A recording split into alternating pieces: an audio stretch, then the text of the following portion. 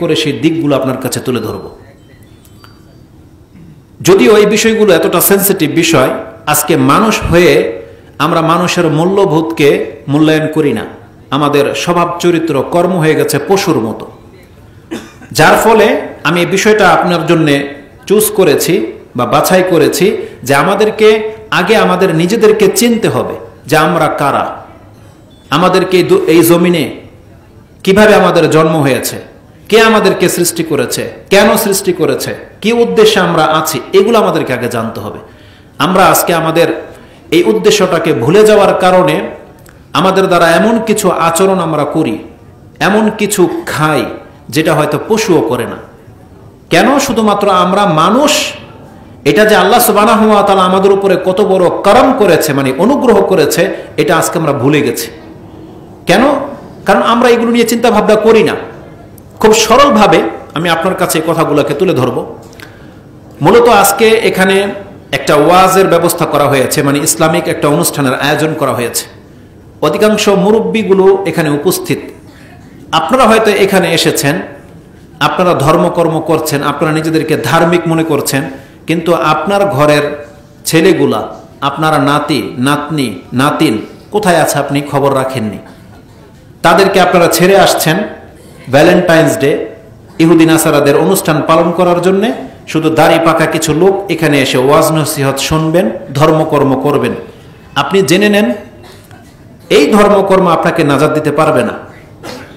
যেই ধর্মকর্মে গার্জিয়ানরা শুধু সালাত পড়বে, গার্জিয়ান দাঁড়িয়ে রাখবে, গার্জিয়ান শুধু পর্দা করবে, আর তার যুবতী মেয়ে পর্দা করবে না, ছেলে নামাজ পড়বে না, ছেলে ভ্যালেন্টাইন্স ডে, বেশ্যা দিবস, অমুক দিবস, তমুক দিবস পালন করে বেড়াবে, আর আপনি ভাববেন যে আল্লাহ এমনিতে আপনাকে ছেড়ে দেবে। না, নাজাতটা এত সহজ নয়। প্রত্যেকের একটা মর্যাদা আছে এবং প্রত্যেকের একটা দায়িত্ব আছে। যখন আপনি বিয়ে করেছেন, আপনার বাচ্চা হয়েছে, তখন থেকে আপনার এই ছেলের প্রতি দায়িত্ব কি? যে ওকে আপনি তারবিয়ত দেবেন, ইসলাম শিখাবেন। যতদিন পর্যন্ত আপনার গায়ে শক্তি ছিল, আপনি এই শক্তি বল প্রয়োগ করে হলেও ওকে আপনি আদব কায়দা শিখাবেন, ইসলাম ধর্ম পালন করা বুঝাবেন, এটা দায়িত্ব ছিল। এখন হয়তো আপনার দেহ দুর্বল হয়ে গেছে, আপনার ওই ছেলেগুলা নাতিগুলো শক্তিশালী হয়ে গেছে, এটা নিশ্চিত যে এখন তাদেরকে বাধা দিলে সে আপনাকে পাত্তা দেবে না, এটা সত্যি, এটা স্বাভাবিক। কিন্তু যদি আপনি তাকে শিক্ষা দিয়ে ওইভাবে ইসলামিক লেভেল দিয়ে গড়ে তুলতেন, তাকে যদি শিক্ষা দিতেন যে পাপ এক জিনিস আর বিজাতির অনুকরণ করা আরেক জিনিস, একটা মুসলিম কখনো কোনোদিন বিজাতির অনুকরণ করতে পারে না।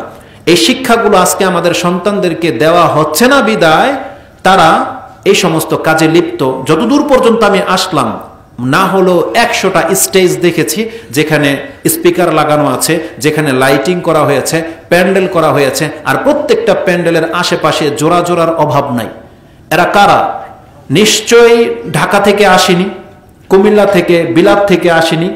আপনার এলাকায় প্যান্ডেল, যেহেতু আপনার ঘরের সন্তানগুলো ওখানে গিয়েছে, কিন্তু আপনারা খোঁজ নেননি যে আজকে আপনার মেয়ে কোথায় আছে, আপনি খোঁজ নেননি আপনার ছেলে কোথায় আছে, খোঁজ নেননি।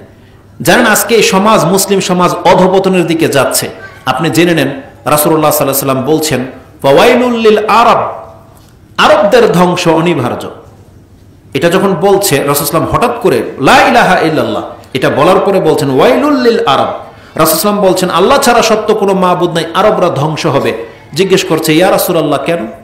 তখন বলছে রাসূল সাল্লাল্লাহু হাতের ইশারা করে বলছে যে ইয়াজুজ মাজুজ তার পাহাড়টাকে এতটা ছিদ্র করে ফেলেছে, এভাবে ইশারা করে দেখিয়েছে।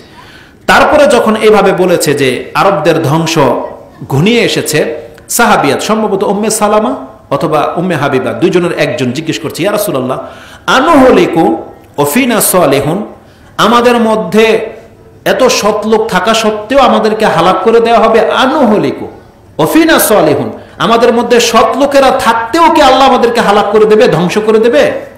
রাসূল বলছেন না, হ্যাঁ ধ্বংস করে দেওয়া হবে। ইযা কাসুরাল খাবাস, যেই জাতিতে পাপ মাথা চারা দিয়ে যাবে, পাপের সংখ্যা বেড়ে যাবে, ওই সমাজের মুরব্বীদের সালাত, তাদেরকে নামাজ তাদেরকে বাঁচাতে পারবে না।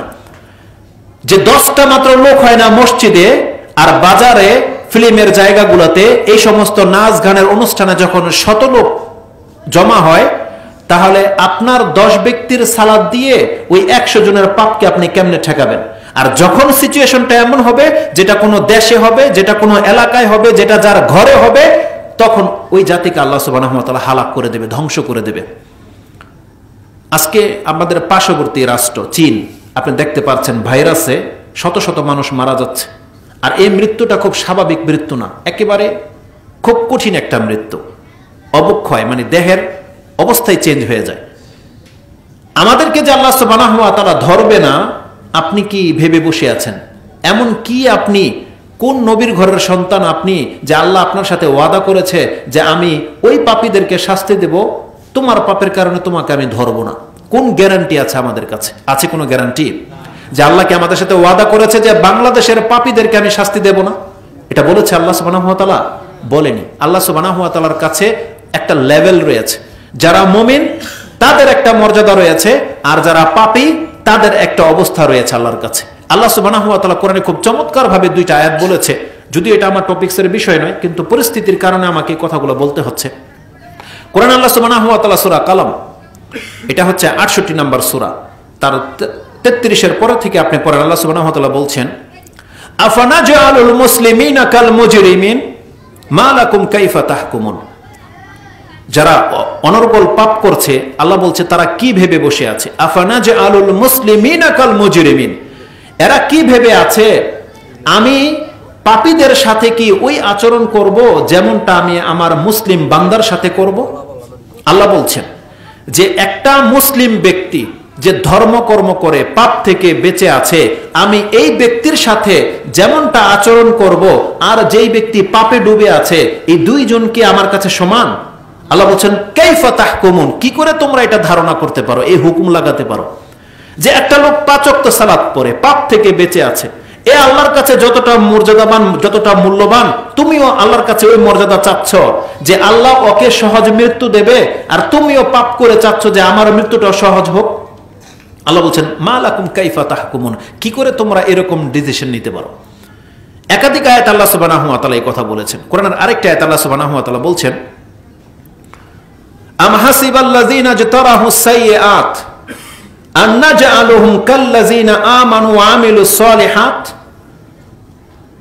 আহইয়াহুম ওয়া মামাতুহুম সাআ মা ইয়াহকুমুন। এখানে আল্লাহ সুবহানাহু ওয়া তাআলা আরো ক্লিয়ার করে বলেছেন, যারা সব সময় পাপের মধ্যে ডুবে আছে, তারা কি ধারণা করে যে তাদের জীবনটা আর মৃত্যুটা তাদের মতো হবে, যারা আল্লাহর প্রতি ঈমান নিয়ে আসছে এবং সব সময় সৎ কাজ করে যাচ্ছে? মা লাকুম কাইফা তাহকুমুন, তোমরা কি করে এরকম হুকুম লাগাতে পারো? তার মানে আল্লাহ সুবহানাহু ওয়া তাআলা বলতে চাচ্ছেন, একটা পাপীর জীবন আর একটা সৎ লোকের জীবন কোনোদিন সমান হতে পারে না, এবং তাদের মৃত্যুটাও সমান হবে না। রাসূলুল্লাহ সাল্লাল্লাহু আলাইহি ওয়াসাল্লামের সেই হাদিস যদি আপনি পড়েন, যেটা ইবনে মাজাতে আছে এবং মুসনাদে আহমদে রয়েছে এবং আপনি বাইহাকিতেও পাবেন, যেখানে একটা সৎ লোকের আত্মা কিভাবে বের করে নিয়ে আসা হয় আর একটা অসৎ লোকের আত্মা কিভাবে বের করে নিয়ে আসা হয়, ওই হাদিসটা আপনার স্মরণে থাকলে আপনি বুঝতে পারবেন যে আপনার সাথে কি রেজাল্ট হতে যাচ্ছে। কারণ রাসূল সাল্লাল্লাহু আলাইহি ওয়াসাল্লাম বলছেন, যখন একটা পবিত্র ব্যক্তির আত্মা ফেরেশতারা গ্রহণ করতে আসে, তখন বলে ইয়া আইয়াতুহান নাফসুল তাইয়্যিবা, তাইয়্যিব ফি জাসাদিত তাইয়্যিব, বলা হয় যে হে পবিত্র আত্মা, একটা পবিত্র দেহের মধ্যে তুমি আছো, উখরুজি, তুমি বের হয়ে আসো, ইলা মারদাতিল্লাহ, তোমার রবের সন্তুষ্টির সাথে তুমি বের হয়ে আসো। এই ভাষায় ডাকে ফেরেশতা, উত্তম আকৃতিতে আসে। কিন্তু যদি একটা পাপীর কাছে আসে ফেরেশতা, তখন বলে ইয়া আইয়াতুহান নাফসুল খাবিসাত ফিল জাসাদিল খাবিস, একটা নোংরা দেহের মধ্যে নোংরা আত্মা, উখরুজি ইলা গাদাবিল্লাহ, আল্লাহর অসন্তুষ্টির দিকে তুই বের হয়ে আস। তখন এটা বের হতে চায় না, তখন ওটাকে ছিঁড়ে বের করা হয়। আপনি দেখতে পান তার চোখ বড় বড় হয়ে যায়, খিচানি দেয়। আল্লাহ সুবহানাহু ওয়া তাআলা এটা মৃত্যু থেকে শুরু করে দেবে। এজন্য আল্লাহ বলছেন, পাপীরা কি মনে করে যে ওর মৃত্যুটা ওই নেককার ব্যক্তির মতো হবে, যেই ব্যক্তি আজান হলে সালাতে পড়ে, নামাজে আসে, এর আত্মাটা যেভাবে বের হবে, আর যেই ব্যক্তি নাচ গানের মজলিসে আসে, এই দুইজনের মৃত্যুটা কি একরকম হবে? কোনোদিন একরকম হবে না। তাই কোরআনে আমাদেরকে আল্লাহ সুবহানাহু ওয়া তাআলা বিভিন্নভাবে উপদেশ দিয়েছে, কিন্তু আমরা যেহেতু কোরআনের ক্লাসে বসি না বা নিজেরা কোরআন চর্চা করি না, সো আমরা ওগুলো জানি না, যার ফলে আমাদের আমল দিন দিন খুব কঠিন পরিস্থিতির দিকে যাচ্ছে। আমরা ড্যাম কেয়ার হয়ে যাচ্ছি, মানে ধর্ম থেকে আমরা এত বেশি ছিটকে পড়ে যাচ্ছি, আমরা বুঝতেই পারছি না যে আমাদের ভুলটা কোথায় বা কত মারাত্মক সিচুয়েশন আমরা পৌঁছে গেছি, এটা আমরা বুঝতে পারছি না। না, আপনাকে কোরআন হাদিসের দিকে ফিরে আসতে হবে, আপনার রবের কথা আপনাকে শুনতে হবে। যদি আপনার কানে যায়, তখন গিয়ে আপনার অন্তর নরম হবে, আপনি চিন্তাশীল হবেন। যখন এটা থেকে আপনি দূরে আছেন, যার ফলে আপনার এই অবস্থা তৈরি হয়েছে। আসুন আমি আপনাকে দেখাই, আজকে শাসাবো না, খুব কম কিছু কথা বলবো, জাস্ট আপনার মর্যাদাটা নিয়ে আজকে কথা বলি কিছু, যাতে করে হতে পারে আপনি আপনার রবের দিকে ঝুঁকবেন ইনশাআল্লাহুল আজিজ। কোরআনে আল্লাহ সুবহানাহু ওয়া তাআলা মানুষের মর্যাদা সম্পর্কে বহু কথা বলেছে। একটা আয়াত দিয়ে আমি শুরু করব, সেটা হচ্ছে সূরা বনী ইসরাইল, সূরা ইসরা 17 নম্বর সূরা, যেটা 15 পারায় শুরু হয়েছে। 70 নম্বর আয়াতটি দিয়ে আমি শুরু করছি। তাতে আল্লাহ সুবহানাহু ওয়া তাআলা বলছেন, ওয়ালাকাদ কাররামনা বনী আদম ওয়া হামালনাহুম ফিল বাররি ওয়াল বাহর ওয়া রাযাকনাহুম মিনাত তাইয়্যিবাত ওয়া ফাদ্দালনাহুম আলা কাসীরিম মিম্মান খালাকনা তাফদীলা। এই আয়াতে আল্লাহ সুবহানাহু ওয়া তাআলা বলছেন, নিশ্চয়ই আমি আদম সন্তানকে মর্যাদাবান করেছি, সম্মানিত করেছি, এবং তাকে আমি রাজত্ব দিয়েছি জলে এবং স্থলে, তার মানে পুরো পৃথিবীতে, এবং তার জন্য আমি পবিত্র রিজিকের ব্যবস্থা করেছি। এবং আল্লাহ সুবহানাহু ওয়া তাআলা বলছেন, বহু সৃষ্টির উপরে আমি তাকে প্রাধান্য দিয়েছি বা মর্যাদাবান করেছি।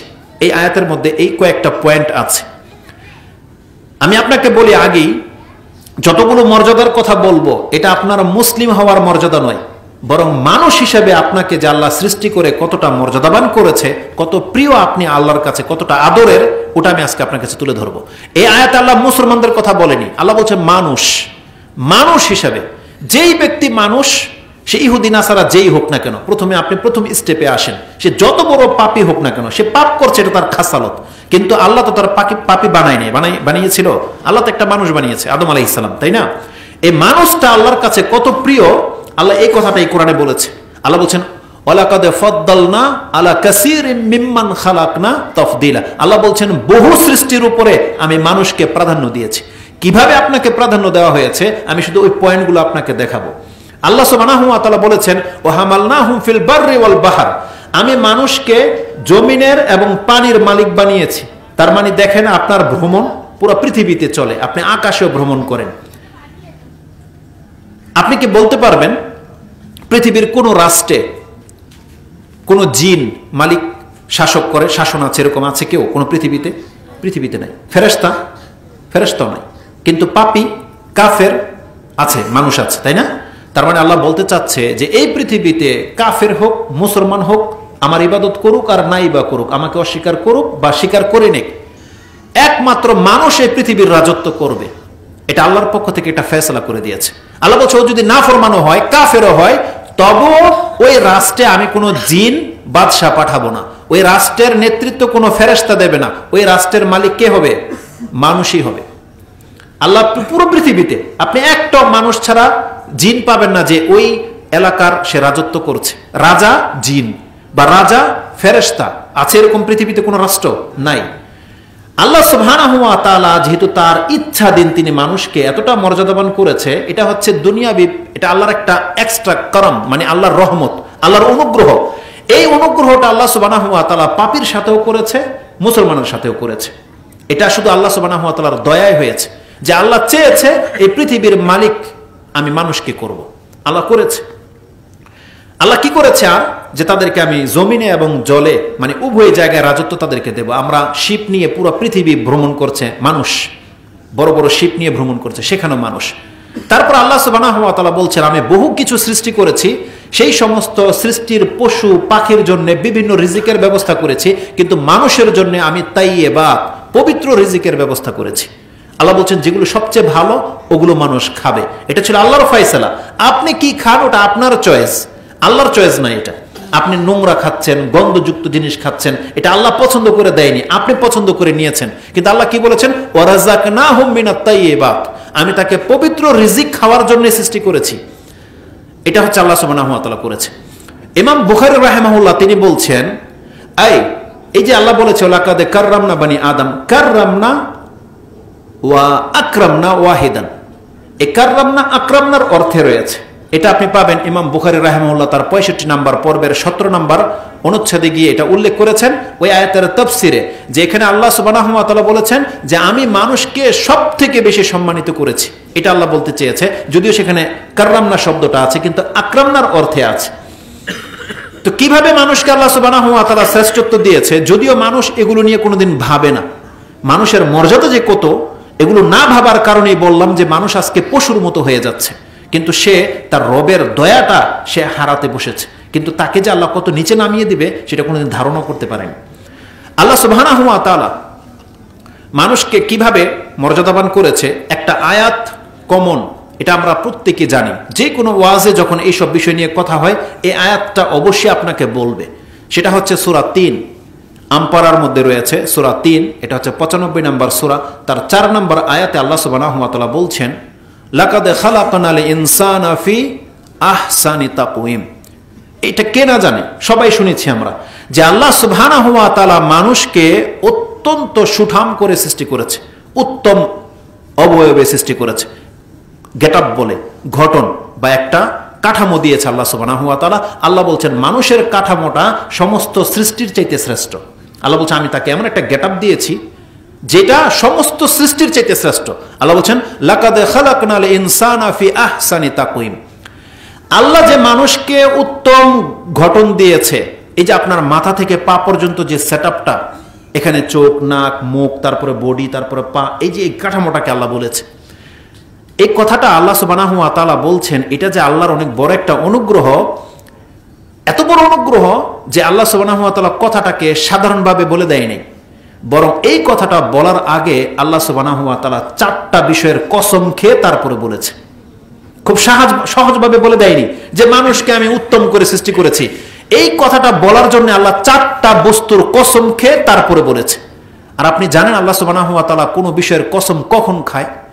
যখন তার গুরুত্বটাকে আল্লাহ বুঝাতে চায়, তখনই আল্লাহ কসম খেয়ে খেয়ে কথা বলে। আমরা যেমন আপনার কথাটা কতটা সত্যবাদী বা আপনি কতটা সত্যবাদী এটা প্রমাণ করার জন্য যেমন 100 বার বলতেছেন আমি আল্লাহর কসম করে বলতেছি, এটা বলেন না? তা আল্লাহ সুবহানাহু ওয়া তাআলা আপনাকে যে কত উত্তমভাবে সৃষ্টি করেছে এটা বলার জন্য আল্লাহ 4টা বিষয়ের কসম খেয়েছে। দেখেন সূরা ৩ কি আছে? আল্লাহ সুবহানাহু ওয়া তাআলা প্রথম কসম খাচ্ছেন, আল্লাহ বলছেন ওয়াত-তিনি ওয়াজ-যাইতুন। আল্লাহ বলছেন আমি কসম খাচ্ছি, একটা আঞ্জির ডুমুর একটা ফল রয়েছে, তিন, যেটা আরব দেশে পাওয়া যায়, এবং জাইতুন ফলের, অনেক উপকারী এই ফলগুলো। ওয়াতুরি সিনিন, আর সিনাই পর্বত যে রয়েছে তুর পর্বত, আমি সেই তুর পর্বত, এটা একটা পবিত্র জায়গা ছিল যেখানে মূসা আলাইহিস সালামের উপর ওহী নাযিল হয়েছিল, সেই পর্বতের কসম করছি। ওয়াহাযাল বালাদিল আমিন, এবং এই মক্কা নগরীর, এটাকে আল্লাহ নিরাপত্তা শহর বলেছে, আমি এই নিরাপত্তা শহরের কসম করে বলছি লাকাদ খালাকনাল ইনসানা ফি আহসানি তাকওয়িম, আমি মানুষকে উত্তম অবয়বে গঠন দিয়ে সৃষ্টি করেছি। 4টা বিষয়ের কসম খেয়ে তারপরে বলেছে, কিন্তু আমরা এগুলোকে কদর করি না। এই কথার অর্থ এতদিন আপনারা যা শুনেছেন আমি ওইভাবে বয়ান করব না আপনার কাছে, ইনশাআল্লাহ আপনার কাছে আজকে একটু ব্যতিক্রম মনে হবে, ডিফারেন্স মনে হবে। সেটা কি জানেন? আমি যদি বলি যে মানুষকে আল্লাহ উত্তম করে সৃষ্টি করেছে, সব থেকে উত্তম মানুষ সৃষ্টি, আমার মতন কালো যারা আছেন, দেখতে অতটা হ্যান্ডসাম নন, আরো কালো যারা, যাদের একটা চোখ নাই, একটা পা নাই, অ্যাবনর্মাল, অর্ধেক নাই, এরকম মানুষ নাই পৃথিবীতে? অনেক আছে। আপনি কি মনে করেন তাহলে আল্লাহ সুবহানাহু ওয়া তাআলা কি বলেছে? আর ওই মানুষটাকে দিকে যদি আপনি তাকান, আপনি যদি আপনার ফেস নিয়ে আয়নাতে তাকান, আপনার মধ্যে ত্রুটি নজর আসবে, আপনি দেখতে পাবেন না আমি অতটা সুন্দর নই। কিন্তু আল্লাহ কোথায় বলেছে আমাকে উত্তম করে সৃষ্টি করেছে? আপনি আপনার সাথে মিল পাবেন না আয়াতের। জানেন এটা কেন মিল পাবেন না? কারণ আল্লাহ সুবহানাহু ওয়া তাআলা আপনার এই সুরতের কথা এই আয়াতে বলেনি। আজকে আমরা যেই বডি পেয়েছি, যেই দেহটা আমাদের, আল্লাহ তো আমাদের এই দেহের কথা বলেনি, বরং আমরা হুজুররা আপনাকে বলতেছি যে মানুষকে উত্তম করে সৃষ্টি করেছে। যেহেতু আল্লাহ বলেছে, আল্লাহর কথা কিভাবে মিথ্যা হয়? এই জন্য আপনাকে জোর করে বলতে চাই যে না আল্লাহ উত্তম করে সৃষ্টি করেছে, কিন্তু লজিকে ধরে না। আল্লাহকে আপনার এই চেহারার কথা বলেছে এই আয়াতে? না, এই চেহারার কথা আপনাকে বলেনি। এখানে আল্লাহ সুবহানাহু ওয়া তাআলা আহসানি তাকওয়িম বলেছেন। তাকওয়িম, এটা হচ্ছে তাকওয়িম হচ্ছে তাফউইলের ওজনে, তার মানে আপনাকে একটা গেটআপ দেওয়া হয়েছে, আপনার সেটআপটাকে আল্লাহ সুবহানাহু ওয়া তাআলা বলেছে। কোন সেটআপ? আপনার মগজ উপরে আছে, তারপরে আপনার চোখ, নাক, তারপরে মুখ, তারপরে আপনার বডি, অন্তর, হার্ট এখানে, তারপরে এই যে অঙ্গ প্রত্যঙ্গগুলো যে সেটআপটা আছে, আপনার আঙ্গুলগুলোকে আল্লাহ রিমুভেল করেছে, ফাঁক রেখেছে, পায়ের নখ রেখেছে, বিভিন্ন কিছু। এই যে আল্লাহ সুবহানাহু ওয়া তাআলা যাকে যা দিয়েছে আল্লাহ তাকে বলেছে। আর সবচেয়ে বড় কথা জেনে নেন, আল্লাহ সুবহানাহু ওয়া তাআলা এই আয়াতে আপনাকে আমাকে বলেনি, এখানে আল্লাহ ওই মানুষটির কথা বলেছে যেই মানুষটাকে আল্লাহ নিজের হাতে বানিয়েছে। আপনি জানেন সে মানুষটাকে? আমাদের পিতা আদম আলাইহিস সালাম, যাকে আল্লাহ নিজের হাতে বানিয়েছে, যাকে আল্লাহ নিজের হাতে বানিয়েছে, আপনি কি মনে করেন তার সৌন্দর্যতা, তার বডি ফিটনেস কেমন হতে পারে আপনি মনে করেন? ওর বর্ণনা আমি আপনাকে দেব। আল্লাহ তাকে বলেছে যে লাকাদ খালাকনাল ইনসানা ফি আহসানি তাকওয়িম, আমি মানুষকে অত্যন্ত উত্তম ঘটনাবলী দিয়ে সৃষ্টি করেছি। আর রাসূলুল্লাহ সাল্লাল্লাহু আলাইহি ওয়াসাল্লাম বলেছেন খালাকাল আদামা ফি সূরাতিহি অতুলু সিত্তুনা জিরাআন। রাসূল সাল্লাল্লাহু বলছেন যে আল্লাহ সুবহানাহু ওয়া তাআলা আদমকে ওই সূরতটা দিয়ে বানিয়েছে যেমনটা মূল আদমের হওয়া উচিত ছিল। এই হাদিসটা অনেকে বুঝে না। আল্লাহ যে বলেছে যে খালাকাল্লাহু আদামা ফি আলা সূরাতিহি, এই কথায় অনেকে দেখবেন যে তরিকাপন্থী লোকেরা কি করে, এরকম আহলে কোরআনদের সাথে আমার তর্ক হয়েছে। সে বলছে যে আদম আলাইহিস সালামের চেহারা আল্লাহর মতো। লা হাওলা ওয়ালা কুওয়াতা ইল্লা বিল্লাহ। বলছে কোথায় আছে? বলছে যে বুখারীতে হাদিস আছে। আর এই হাদিসটা বুখারীতে আছে, আমি চাইলে আপনি নাম্বার সহ বলতে পারি। এই হাদিসটা ইমাম বুখারী তার কিতাবে কোট করেছেন, আপনি চাইলে পেতে পারেন। আপনি 6227 বুখারীতে আছে এই হাদিস, 6227 পাবেন কোথায়? সালামের অধ্যায়ে। সেটা হচ্ছে আল বাবু আল ইস্তেআযান, মানে অনুমতি প্রার্থনার একটা চ্যাপ্টার আছে, যেটা কিতাবুল দোয়ার পরে 78, 89, 78, 79 নাম্বার পর্বে গিয়ে আপনি পাবেন। 79 নাম্বার অধ্যায়ের প্রথম হাদিসই হচ্ছে এটা, 6227। যদি কারো অ্যাপস থেকে থাকে, বাংলা অ্যাপস বা আই হাদিসের অ্যাপস, তাতে আপনি 6227 পেয়ে যাবেন। তাতে রাসূলুল্লাহ সাল্লাল্লাহু আলাইহি ওয়াসাল্লাম বলছেন যে আদম আলাইহিস সালামকে আল্লাহ সুবহানাহু ওয়া তাআলা আদমের আসল আকৃতিতে বানিয়েছে, যার উচ্চতা ছিল 60 হাত, সিত্তুনা জিরান। এখানে আমি ওই কথাটা বলছি যে আলা সূরাতিহি, এর মানে কি? দেখেন, আপনার আমার জন্ম হয়েছে মায়ের পেট থেকে কতটুকু? 1 হাত, তাই না? ছোট্ট একটা হাত না? ওটা কি আপনার আমার আসল চেহারা ছিল? আপনি কি বলতে পারবেন যে বাচ্চার এটাই আসল চেহারা? বলতে পারবেন? বরং একটা পূর্ণাঙ্গ মানুষ হতে যত বছর লাগে, ধরেন 33 অথবা 40, কারণ জান্নাতে আমাদের বয়স কত হবে? হয় 33, নাহলে ধরেন পূর্ণাঙ্গ মানুষ যেটা কোরআনে বলা হয়েছে 40 বছর। তাহলে 33-35 বছরের একটা যুবক যেই ফেসটা পায়, এটা হলো প্রত্যেক ব্যক্তির আসল চেহারা। এই যে আপনি বয়স হয়ে গেছে, বুড়া হয়ে গেছেন, ছোটবেলা আপনার এরকম চেহারা ছিল না, আর বড় হয়ে যাচ্ছে, আস্তে আস্তে চেহারা ভেঙে যাবে, ওটাও মূল চেহারা না। কোন চেহারাটা? যে একটা ব্যক্তির 33 বয়স, যেহেতু 33 বছর, এই জন্য বলছি যে রাসূল সাল্লাল্লাহু আলাইহি ওয়াসাল্লাম বলছেন আমাদের জান্নাতে বয়স হবে 33, এটাই থাকবে চূড়ান্ত ফাইনাল। যেহেতু ঈসা আলাইহিস সালামকে আল্লাহ 33 বছরে উঠিয়ে নিয়েছিলেন, ওটা আমাদেরকে দেয়া হবে। আল্লাহ যেন তাই হয় ইনশাআল্লাহুল আজিজ। কারণ পূর্ণ যৌবন আপনাকে দেয়া হবে। একটা পূর্ণ যৌবনে প্রাপ্ত হলে একটা ব্যক্তির চেহারা যা হয়, আদম আলাইহিস সালামকে আল্লাহ যখন সৃষ্টি করেছেন, ওই মাটির মানুষটাকে ওই চেহারাটা দিয়েই আল্লাহ সৃষ্টি করেছে। তারপরে তিনি জান্নাতে ছিলেন যতদিন আল্লাহ চেয়েছে, তারপরে জমিনে এসে 1000 বছর ছিলেন, তারপরে থেকে তার চেহারা চেঞ্জ হয়েছে। কিন্তু আমাদের মতো ওই যে বাচ্চা ও চেহারা নিয়ে তিনি জন্মায় হয়নি, বরং আদম আলাইহিস সালামের আসল চেহারা যেটা, আল্লাহ নিজে ওই চেহারাটা বানিয়েছে, যেটা আমরা হয়তো এই 40 বছরে পাই। কিন্তু আদম আলাইহিস সালামকে বানিয়েছে ওই চেহারাটা দিয়ে, যেমনটা আদম আলাইহিস সালামের চেহারা হওয়া উচিত ছিল, মূল চেহারাটা দিয়ে বানানো হয়েছে। সুম্মা সাওয়াহু ওয়া নাফাখা ফিহি রূহ, তারপরে আদম আলাইহিস সালামকে গোশত টুস্ত দেওয়া হয়েছে, তারপর তার মধ্যে রূহ ফুঁকে দেওয়া হয়েছে। তার মানে আত্মা যখন তিনি পেয়েছিলেন, ওটা মূল আদমের চেহারা যা তা ছিল, ওটা বাচ্চার চেহারা ছিল না। এবার কথাটা বোঝেন কিনা? মানে আমাদের বাচ্চা অবস্থায় যেরকম চেহারা ছিল, তারপর আমরা আস্তে আস্তে বড় হচ্ছে, চেহারা চেঞ্জ হচ্ছে, কিন্তু আমাদের আসল চেহারা কোনটা এটা আমরা কেউ ডিসাইড করতে পারবো না। যারা ছোট থেকে আমাদেরকে দেখে আসছে তারা আমাদেরকে চিনতে পারবে, কিন্তু যারা 20 বছর পরে দেখছেন, দেখবেন যে চেহারা চেঞ্জ হয়ে গেছে, যে তখন বলে তুমি কি ও না, এরকম বলে। কারণ এই জন্য ওটা মানা যাবে না। আমরা শুধু কোরআনে যা আছে আমরা তা বিশ্বাস করি।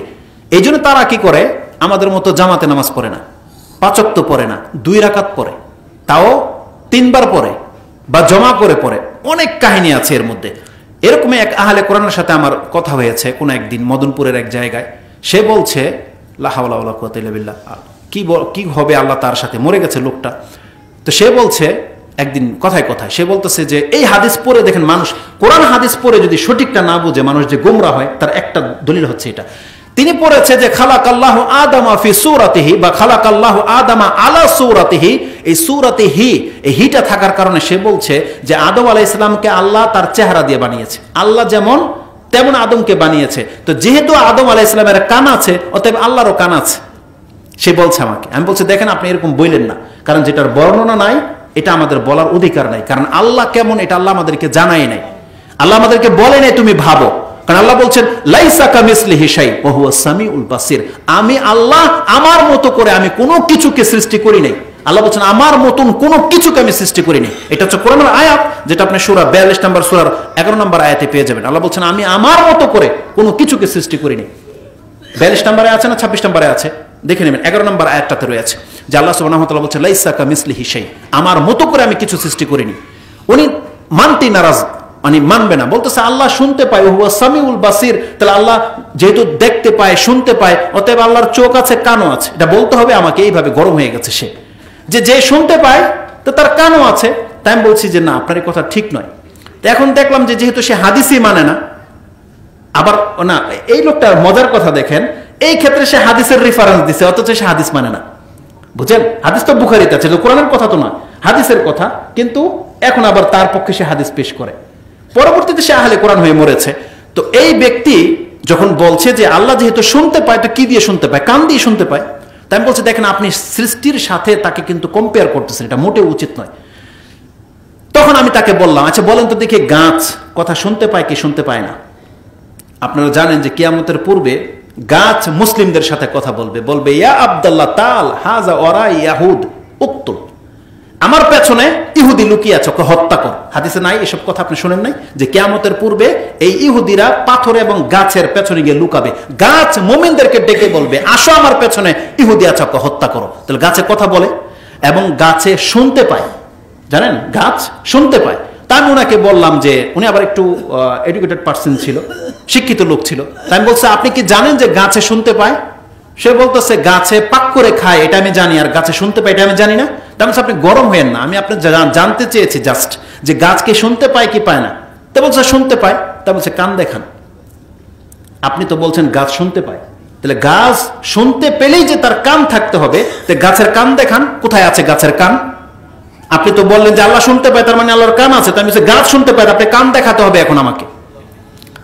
তো কথা বলেন, আমি তাকে আরেকটা রেফারেন্স দিয়েছি। আচ্ছা আমি বলছি সাপ কি শুনতে পায় কি শুনতে পায় না, বা দেখতে পায় কিনা? সে বলছে হ্যাঁ দেখতে পায়, শুনতে পায়। তাই বলছে সাপের কান দেখান, কোথায় আছে? একটা সৃষ্টির যদি এরকম ব্যতিক্রম থাকতে পারে, আপনি সেই সৃষ্টিকে স্রষ্টার সাথে কিভাবে কম্পেয়ার করতে পারেন? এটা কোনোদিন অবশ্যই উচিত নয়। আল্লাহ সুবহানাহু ওয়া তাআলা সম্পর্কে আমাদেরকে এইভাবে ভাবতে হবে না। আল্লাহ যা বলে নাই আমরা কোনোদিন সেটা বলার মতন ক্ষমতা রাখি না, তাহলে ভুল হবে। কারণ এটা আমাদের ধারণা মাত্র, ধারণা করে কথা বললেই ভুল হবে, সেটা সঠিক হবেই না, বরং আল্লাহর কাছে জবাব দিতে হবে। আল্লাহ কুল্লি হাল, আমি যেই বিষয়টা নিয়ে যাচ্ছি, তো আদম আলাইহিস সালামকে আল্লাহ 60 হাত বানিয়েছে। সেই হাদিসের শেষে রাসূল সাল্লাল্লাহু আলাইহি ওয়াসাল্লাম বলছেন ওয়া কুল্লু মাইয়াদখুলুল জান্নাহ আলা সূরাতি আদম। আল্লাহ সুবহানাহু ওয়া তাআলা প্রত্যেকটা জান্নাতীকে যখন জান্নাত দেবে, তখন তাদেরকে ওই বডি, ওই উচ্চতা দেবে যেমনটা আদম আলাইহিস সালামের ছিল। এটা আমি শুধু বলতে চাচ্ছি। তার মানে জান্নাতে গেলে রাসূল বলছে আমাদের চেহারাগুলো হবে পূর্ণিমার চাঁদের মতো উজ্জ্বল। সেখানে আমরা কেউ কালো থাকবো না, কেউ দুর্বল থাকবো না, কেউ আমাদের বয়সের তারতম্য হবে না, সব ওই আয়াতে অনুযায়ী হবে। আল্লাহ যে বলেছে লাকাদ খালাকনাল ইনসানা ফি আহসানি তাকওয়িম, আল্লাহ ওই দেহটার কথা বলেছে, যেই দেহটা বান্দা আপনি যদি জান্নাতে গিয়ে পান, জান্নাতে যদি যেতে পারেন, যেই দেহটা আপনাকে দেওয়া হবে, সেই দেহ আপনি বুঝতে পারবেন যে মানুষ কত সুন্দর হতে পারে, মানুষ যে কত সুন্দর হতে পারে, আল্লাহ কত চমৎকার করে মানুষকে বানিয়েছে, আপনি সেখানে গেলে পাবেন। এই জন্য হতাশ হয়েন না। আপনাকে আমাকে যে চেহারা, যে সাইজ দেওয়া হয়েছে, এটা জাস্ট পরীক্ষা শুরু, পরীক্ষা, যে আল্লাহ দেখতে চায় যে আমরা আল্লাহ সুবহানাহু ওয়া তাআলার সাথে কি করি, তার শুকরিয়া আদায় করি কিনা, এটা আল্লাহ দেখতে চায়। এই জন্য আমাদের কেমনটা বানানো হয়েছে, কারণ ওই হাদিসের শেষে আছে ফামিন ইয়াউমাইজিন, সেই দিন থেকে কি করা হয়েছে, ইয়ানকুসু, কমতি করা হয়েছে, হাত্তাল আন, এখন পর্যন্ত এসে আমাদের সাইজ 3.5 হাতে ঠেকেছে। ওই আদম আলাইহিস সালামের 60 হাত থেকে নিয়ে 3.5 হাতে এসেছে। কিন্তু আমরা যদি জান্নাতে যাই, তখন আমাদের দেহটাকে আদম আলাইহিস সালামের দেহ দান করা হবে। সেই দিন আপনি বুঝতে পারবেন যে আল্লাহ আপনাকে কতটা সুন্দর করে সৃষ্টি করেছে। আলা কুল্লি হাল, আমি আপনাকে দেখাই যে আল্লাহ সুবহানাহু ওয়া তাআলা আমাদেরকে কত চমৎকার করে সৃষ্টি করেছে। এর সাথে এটাও বলে দিই, এটার অর্থ যদি এই হয় যে মানুষ নিখুঁতভাবে সৃষ্টি, তাহলে অর্থ এটা দাঁড়ায় যে অন্যান্য সৃষ্টির মাঝে হয়তোবা খুঁত আছে, ত্রুটি আছে, কিন্তু আল্লাহ সুবহানাহু ওয়া তাআলার কোন সৃষ্টিতে কোনো ত্রুটি আছে? কোন সৃষ্টিতে কোনো ত্রুটি নেই। আল্লাহ বহু জায়গায় বলেছে, আল্লাহ বলেছে তুমি আকাশের দিকে তাকাও, দেখো তো কোনো ফাটল আছে কিনা। আল্লাহ সুবহানাহু ওয়া তাআলা তার অনেক সৃষ্টি দেখে আপনার চোখ জুড়িয়ে যায়। আল্লাহ সুবহানাহু ওয়া তাআলা বলছেন এটা হচ্ছে আল্লাহ, যিনি সবকিছু করতে সক্ষম। তো আল্লাহ সুবহানাহু ওয়া তাআলা শুধু মানুষকে নয়, সবকিছুকে উত্তম করে সৃষ্টি করেছে। কারণ যখন আপনি কারো মর্যাদা নিয়ে কথা বলবেন, তাহলে অন্যান্য বিষয়গুলোর মর্যাদাকেও আপনি খেয়াল রেখে কথা বলবেন, যাতে তাদের মর্যাদা হানি না হয়। আমরা ওরকমটা করি না। অন্তত আপনি মর্যাদাবান আপন জায়গায়, কিন্তু আপনাকে এটাও জানিয়ে দেই, অন্যান্য সৃষ্টি সম্পর্কে আপনি বিরূপ ধারণা করবেন না, এটা মোটেও উচিত নয়। কেন? আল্লাহ সুবহানাহু ওয়া তাআলা তিনি এমন এক সত্তা, তিনি সব কিছুকে উত্তম করে সৃষ্টি করেছেন। এই কথা আল্লাহ কোরআনে বলেছে। আপনি পাবেন কোথায় সেটা? আপনি পাবেন সূরা সাজদা 32 নম্বর সূরা। এই 32 নম্বর সূরার 6, 7, 8 শুরুর আয়াতগুলো আপনি পড়েন। তাতে আল্লাহ সুবহানাহু ওয়া তাআলা বলেছেন, আল্লাযী আহসানা কুল্লা শাইইন খালাকা। আমি আয়াতগুলো টানলে আমার কাশি উঠে যাবে, যেহেতু গলাতে ঠান্ডা লেগে আছে। আমি টানছি না, আমি স্বাভাবিকভাবে আপনাকে আয়াতগুলো শুধু নাম্বারিং সহ বলবো, আপনি যদি নোট করেন তাহলে খুঁজে দেখবেন গিয়ে। আল্লাহ সুবহানাহু ওয়া তাআলা বলছেন, তিনি সেই সত্তা আল্লাযী আহসানা কুল্লা শাইইন খালাকা ওয়া বাদাআ খালকাল ইনসানি মিন তিন। আল্লাহ বলছেন, আমি প্রত্যেকটা প্রত্যেকটা জিনিসকে উত্তম করে সৃষ্টি করেছি, কোনোটার মধ্যে আমি ত্রুটি রাখিনি, আল্লাহ সুবহানাহু ওয়া তাআলা বলছেন। তারপরে সুম্মা বাদা খালকাল ইনসানি মিন তিন, তারপরে আল্লাহ বলেছেন যে তারপরে আমি মানুষকে মাটি দিয়ে তার নাসলটাকে শুরু করেছি। এই আয়াতের মধ্যে আল্লাহ সুবহানাহু ওয়া তাআলা বলছেন যে আমি সব কিছুকে উত্তম করে সৃষ্টি করেছি। এখন তাহলে সব কিছুই যখন উত্তম করে সৃষ্টি, তাহলে মানুষের মর্যাদাটা কোথায় রইল? কোথায় আল্লাহ মানুষকে শ্রেষ্ঠত্ব দিয়েছে? এটা আপনাকে জানতে হবে। মানুষকে যে আল্লাহ সুবহানাহু ওয়া তাআলা শ্রেষ্ঠত্ব দিয়েছে, তার প্রমাণ হলো এই যে আল্লাহ যে বলেছে, আল্লাযী আহসানা কুল্লা শাইইন খালাকা, আল্লাহ তিনি সেই সত্তা যিনি সব কিছুকে সুন্দর করে সৃষ্টি করেছেন, উত্তম করে সৃষ্টি করেছেন। এই সব কিছুর মধ্যে আমরা আছি কিনা? নাই। মানুষ আছে কিনা? তার মানে এই আয়াতের মধ্যে আমরাও শামিল হয়ে যেত। কিন্তু মানুষকে যেহেতু আল্লাহ সুবহানাহু ওয়া তাআলা বেশি মর্যাদাবান করেছে, এজন্য মানুষের কথাটাকে আল্লাহ সুবহানাহু ওয়া তাআলা এক্সট্রা ভাবে উল্লেখ করেছে, যেটা সূরা 3 আল্লাহ আলাদাভাবে বলেছে। সবকিছু থেকে পৃথক করা হয়েছে। সেখানে আল্লাহ কি বলেছে? লাকাদ খালাকনাল ইনসানা ফি আহসানি তাকওয়িম। ইভেন এই সূরা সাজদাতেই আপনি দেখতে পাবেন তারপরের যে বর্ণনাগুলো আছে সেগুলো মানুষ সম্পর্কে আছে। তারপর আল্লাহ সুবহানাহু ওয়া তাআলা বলেছেন, সুম্মা সাওয়াহু ওয়া নাফাখা ফীহি মির রূহ ওয়া জাআলা লাকুমুস সামআ ওয়াল আবসারা ওয়াল আফইদা কালিলাম মা তাশকুরুন। এই তিনটা আয়াত হচ্ছে আমার মূল টপিকসের বিষয়। আল্লাহ সুবহানাহু ওয়া তাআলা বলছেন, আমি সবকিছু তো উত্তম করে সৃষ্টি করেছি বান্দা, কিন্তু তোমাকে আমি কি করেছি দেখো, সাওয়াহু সুম্মা সাওয়াহু, তোমাকে আমি সুঠাম করেছি। ওয়া নাফাখা ফীহি মির রূহ, আর আল্লাহর রূহ বলেছে, মানে আল্লাহর পক্ষ থেকে একটা স্পেশাল, একটা বিশেষ রূহ যেটা মানুষের জন্য বানানো হয়েছে। সেই রূহ আল্লাহ কোনো গরুর মধ্যে রাখেনি, কোনো পশুর মধ্যে রাখেনি, কাউকে আল্লাহ দেয়নি। মানুষের যে আত্মাটা, এমন আত্মা আল্লাহ সুবহানাহু ওয়া তাআলা কোনো সৃষ্টির মাঝে দেয়নি। একটা সেন্সিটিভ আত্মা। আল্লাহ এই আত্মারও কসম খেয়েছে, যেটা আপনি সূরা শামসে পাবেন। আল্লাহ সুবহানাহু ওয়া তাআলা কি বলেছে? যেটা এমন একটা আত্মা, ওয়া নাফসি ওয়া মা সাওয়াহা ফাআলহামাহা ফুজুরাহা ওয়া তাকওয়াহা। আল্লাহ বলছেন, আমি সেই নফসের কসম করছি এবং সেই সত্তার কসম করছি যিনি এই আত্মাটাকে বানিয়েছে। আপনি জানেন মানুষের আত্মাটা, অন্তরটা কত সেন্সিটিভ একটা জিনিস। আল্লাহ বলেছেন, এটা যে বানিয়েছে আমি তার কসম করছি। তার মানে আল্লাহ নিজে নিজের কসম করে বলছে, ওয়া নাফসি ওয়া মা সাওয়াহা, আমি আল্লাহ এই নাফসের এবং এই নাফসটাকে যিনি বানিয়েছে, মানে আমি নিজের সেই সত্তার কসম করে বলছি। এটা খুব সাধারণ একটা বিষয় নয়। কেন? ফাআলহামাহা ফুজুরাহা ওয়া তাকওয়াহা। আল্লাহ বলছেন, আমি এই আত্মার মধ্যে ভালো গুণও দিয়েছি, খারাপ গুণও দিয়েছি। এতটা পাওয়ারফুল। ফেরেশতাদের অন্তরের মধ্যে আল্লাহ খারাপ গুণ দেয়নি, ওরা আল্লাহ সুবহানাহু ওয়া তাআলার নাফরমানি করতেই পারবে না। কিন্তু মানুষের অন্তরের মধ্যে আল্লাহ সুবহানাহু ওয়া তাআলা দুইটা গুণ দিয়েছে। কোনো ব্যক্তি চাইলে এই আত্মাটাকে ভালো করতে পারে, কোনো ব্যক্তি চাইলে এই আত্মাটাকে খারাপও করতে পারে। এতটা শুধু জেনেছেন, যেটা আত্মার আলোচনা আজকে করবো না, যেহেতু মনেই পড়ে গেছে। একটা চমৎকার পয়েন্ট আমি আপনাকে বলে দিই। মানুষের প্রতি আল্লাহ এতটা দয়া করেছে, এই আত্মাটা খারাপ হয়, আপনি জেনে নেন। আপনার যে অন্তরটা আছে না, অন্তরটা খারাপ হয়। খারাপ হতে হতে এত খারাপ হয়, একবারে মরে যায়। আল্লাহ এটাকে মরে যাওয়া বলেছে, আল্লাহ এটাকে শক্ত হয়ে যাওয়া বলেছে, আল্লাহ এটাকে অন্ধ বলেছে, আল্লাহ এটাকে বক্র বলেছে। এই অন্তরটা এতটুকু খারাপ হয়। কিন্তু আল্লাহ সুবহানাহু ওয়া তাআলার দয়া এমন, একটা ব্যক্তি যদি 60 বছর 70 বছর পাপ করে করে এই অন্তরটাকে যদি মেরে দেয়, শক্ত করে দেয়, বক্র করে দেয়, আল্লাহ সুবহানাহু ওয়া তাআলা বলছে, বান্দা তোর অন্তরটাকে আমি এমন সৃষ্টি করেছি, তোর একটা মুখের কথায় এই অন্তরটা আগের মতো সুস্থ হওয়া সম্ভব। আল্লাহ বলছেন, তোর মায়ের পেট থেকে তোকে বের করেছি যেভাবে, আত্মাটা যতটা পবিত্র ছিল, তোর মুখের একটা কথায় তোর আত্মাটা ওই রকম পবিত্র হওয়া সম্ভব। পৃথিবীতে একটাই মাত্র সৃষ্টি যেটা হুবহু পূর্বের ন্যায় ভালো হয়। পৃথিবীতে আর এমন একটা সৃষ্টি আপনি দেখাতে পারবেন না যেটা ভেঙে যাওয়ার পরে আপনি জোড়া তো দিতে পারবেন, কিন্তু ত্রুটি মুক্ত হবে আপনি দেখাতে পারবেন না। আপনার বডি অন্যান্য পার্টস গুলো পর্যন্ত ভালো তো হবে, কিন্তু যেভাবে আল্লাহ সৃষ্টি করেছে ওইভাবে আর ভালো হবে না। কেবলমাত্র অন্তর এমন একটা সেন্সিটিভ বিষয়। রাসূল সাল্লাল্লাহু আলাইহি ওয়াসাল্লাম বলেছেন, ইন্নাল আবদা ইজা আখতা খাতিআতান নুকিতাত ফি কলবিহি নুকতাতুন সাওদা। কোন বান্দা যদি একটা ফোঁটা পরিমাণ পাপ করে, নুকিতাত ফি কলবিহি নুকতাতুন সাওদা, তখন তার অন্তরে একটা কালো দাগ পড়ে। সে যে যত বড় পাপ করবে তত বড় দাগ পড়বে।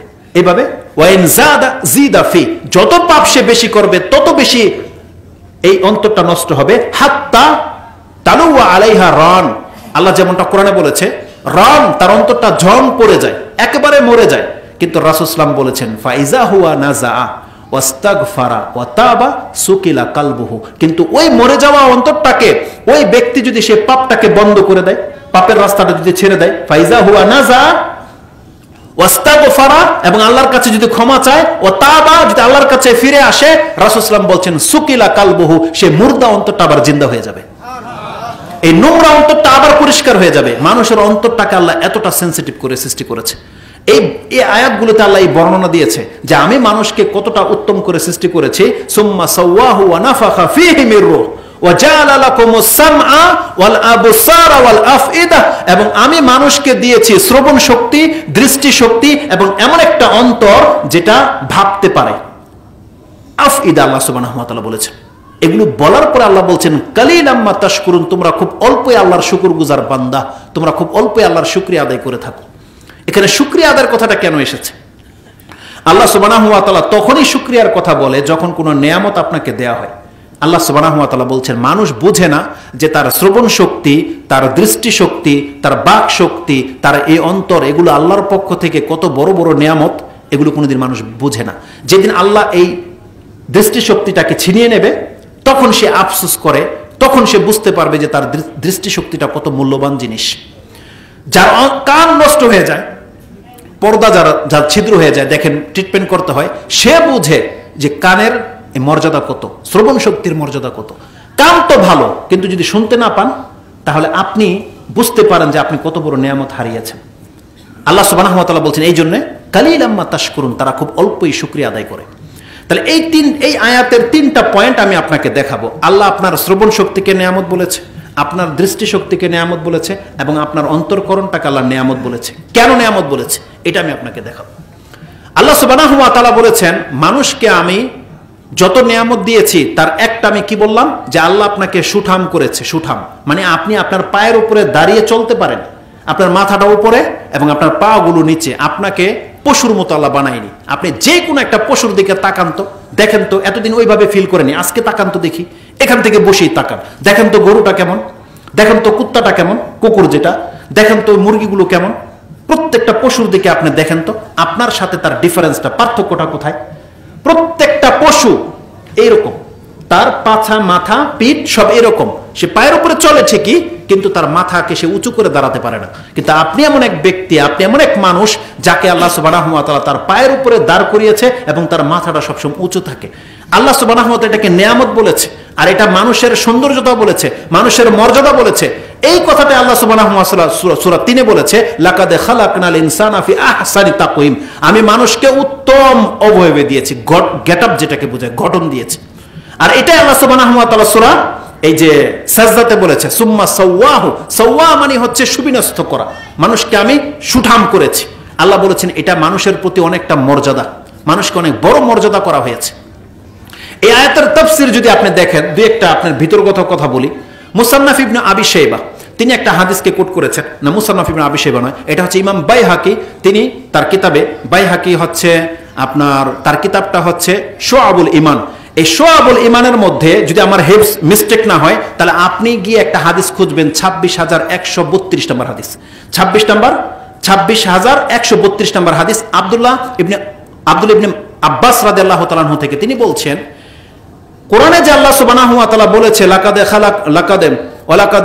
কাররামনা বানি আদম, এই আয়াতের তাফসীরে গেলে আপনি পেয়ে যাবেন। ইমাম ইবনে কাসির রাহমাহুল্লাহ তিনিও এটাকে কোট করেছেন ইবনে আবি হাতেম থেকে, এবং আমি আপনাকে মূল নাম্বারটা বলে দিলাম, যেটা আপনি না, যে নাম্বারটা একটু আগে 26,000 বলছি এটা একটু পরে আসবে, ওটা আব্দুল ইবনে মাসউদের কথা। আর এখন যে হাদিসটা আমি বলবো ওটা আপনি পাবেন বাইহাকি থেকে রয়েছে, হাদিস নাম্বার হচ্ছে 5455, মানে 5455 নম্বর হাদিসে পাবেন। আব্দুল ইবনে আব্বাস রাদিয়াল্লাহু তাআলা তিনি বলছেন, আল্লাহ যে বলেছে আমি মানুষকে মর্যাদাবান করেছি, আই জাআলা খালকাহু ইয়াকুলুনা বিআইদিহিম, মানুষকে আল্লাহ সম্মানিত করেছে এই ক্ষেত্রে যে মানুষকে আল্লাহ এমন ভাবে বানিয়েছে যে মানুষ তার হাত দিয়ে খেতে পারে। কথাটা বুঝেন, তাদের দৃষ্টিভঙ্গি দেখেন আর আমাদের সেন্স দেখেন। তিনি বলছেন যে আল্লাহ যে মানুষকে সম্মানিত করেছে এর অর্থ কি, আপনাকে আল্লাহ এমন ভাবে বানিয়েছে যে খাদ্যের জন্য আপনার মুখকে জমিনে নামাতে হয় না, আপনি খাদ্যটাকে হাত দিয়ে খেতে পারেন। এটা কত বড় সম্মান। কিন্তু পশুকে দেখেন, আপনি খাদ্য দেন, পশু মুখ লাগিয়ে খাবে, মাথাটাকে ঝুঁকিয়ে দিয়ে তারপরে খাবে, এটা হচ্ছে নত হওয়া। কিন্তু আল্লাহ সুবহানাহু ওয়া তাআলা মানুষকে সম্মানিত করেছে কিভাবে, যে মানুষ তার হাত দিয়ে খেতে পারে। বরং রাসূলুল্লাহ সাল্লাল্লাহু আলাইহি ওয়াসাল্লাম থেকে যে হাদিসটাকে কোট করা হয়, এটা ইমাম হাকিম তার তাফসিরে, তার কি বলে এটাকে, তারিখের কিতাবে এনেছেন, এবং ইমাম দাইলামি থেকে ইমাম মুহাম্মদ আশ-শাওকানি তার একটা তাফসিরের কিতাব রয়েছে ফাথুল কাদির, এই ফাথুল কাদিরের মধ্যে গিয়ে আপনি পাবেন জাবের রাদিয়াল্লাহু তাআলা আনহু থেকে তিনি কোট করেছেন যে কালা রাসূলুল্লাহ সাল্লাল্লাহু আলাইহি ওয়াসাল্লাম আকরামাহ, আল্লাহ তাকে সম্মানিত করেছে কিভাবে, আইয়াকুলু বিআসাবে, আল্লাহর রাসূল আরো সূক্ষ্ম কথা বলেছে। রাসূল সাল্লাল্লাহু বলেছেন মানুষকে আল্লাহ সম্মানিত করেছে, মানুষকে পুরো হাত ব্যবহার করতে হয় না, তার দুই একটা আঙ্গুলই যথেষ্ট। সে তার এই হাতের আঙ্গুল দ্বারা একটা গ্লাসকে উঠিয়ে নিতে সক্ষম। আল্লাহ তাকে কতটা মর্যাদাবান করেছে আপনি দেখেন। রাসূলুল্লাহ সাল্লাল্লাহু আলাইহি ওয়াসাল্লামকে কোট করা হয় যে তিনি জাবের রাদিয়াল্লাহু তাআলা বলছেন যে তাকে মর্যাদাবান করা হয়েছে, মানুষ তার হাতের ইশারায় আঙ্গুল দিয়ে খেতে পারে। আপনারা এই হাদিস হয়তো শুনেছেন যে রাসূল সাল্লাল্লাহু আলাইহি ওয়াসাল্লাম খেজুর 3 আঙ্গুলে খেত, 3 আঙ্গুলে ধরে খেত। যেটা আমরা ভাত খাই বিদায় আমরা অনেকটাই 5 আঙ্গুল ব্যবহার করি, কিন্তু যখন আপনি রুটি খাবেন, খেজুর খাবেন, আমাদের জন্য সুন্নাহ হচ্ছে আমরা 3 আঙ্গুলকে ব্যবহার করব। তো রাসূল সাল্লাল্লাহু আলাইহি ওয়াসাল্লাম থেকে কোট করা হয়েছে, এটা হচ্ছে মানুষের সম্মান যে মানুষ তার আঙ্গুলের দ্বারাই খেতে সক্ষম। আমি যখনই একটা আপনার বৈশিষ্ট্য বলবো, আমার মূল উদ্দেশ্যটা কি সেটা আমি বলবো, নাহলে আপনি বুঝতে পারবেন না যে হুজুর এগুলো বললে আমার কি ফায়দা। আপনার ফায়দা আছে, আমি যেটা দেখাতে চাচ্ছি আসুন আমি আপনাকে এখানে দেখাই। আপনাকে যে বলেছি আল্লাহ আপনাকে মর্যাদাবান করেছে, আর মর্যাদাবান এটা বুঝাতে গিয়ে আমি আপনাকে দেখালাম যে আল্লাহ আপনাকে সুঠাম করেছে, দাঁড় করিয়ে দিয়েছে যাতে খাদ্যের জন্য আপনার মুখটা পশুর মতো পাত্রে রাখতে হয় না, আপনি হাত দিয়ে খেতে পারেন। এটা দিয়ে আমি কি বোঝাতে চেয়েছি জানেন, আল্লাহ সুবহানাহু ওয়া তাআলা মানুষকে পশুর মতো এই জন্য সৃষ্টি করেনি, মানুষকে আল্লাহ এতটা সম্মানিত সৃষ্টি করেছে। আল্লাহ সুবহানাহু ওয়া তাআলা বলছে বান্দা তোর মাথাটাকে আমি উঁচু করে সৃষ্টি করেছি, এই পৃথিবীতে তুই এতটা সম্মানিত, এই জমিনে তোর মাথা নত করতে হবে না।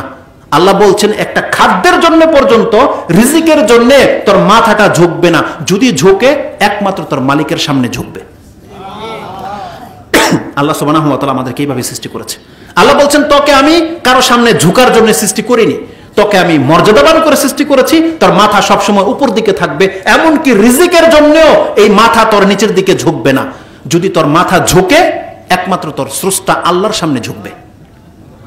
যদি আমরা সেজদা করতে হয়, এই জমিনে যদি আমাদেরকে মাথা ঠেকাতে হয়, কার জন্য ঠেকবে? একমাত্র আল্লাহর জন্য ঠেকবে।